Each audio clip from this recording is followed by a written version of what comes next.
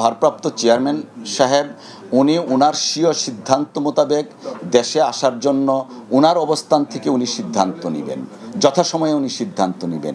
আর আইনগত বিষয়গুলা আইনি প্রক্রিয়ার মাধ্যমেই সেগুলোকে আমরা সলভ করব।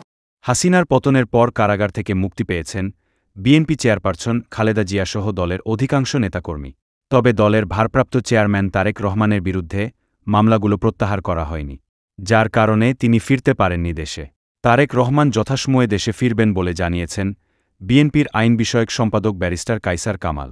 তিনি বলেন, বিএনপির ভারপ্রাপ্ত চেয়ারম্যান তারেক রহমান আইন ও আদালতের প্রতি শ্রদ্ধাশীল, তাই তার সব মামলা আইনিভাবেই মোকাবেলা করা হবে। তিনি যথাসময়ে দেশে ফিরবেন। কায়সার বলেন, রাজনীতিকরণ করার অভিযোগ থাকা হাইকোর্টের বিচারপতিদের বিরুদ্ধে ব্যবস্থা নেয়ার জন্য শনিবার প্রধান উপদেষ্টার কাছে দাবি জানিয়ে এসেছে বিএনপি। আমরা আইনজীবী হিসেবে, আইনঙ্গনের মানুষ হিসেবে এই দাবির সঙ্গে একমত।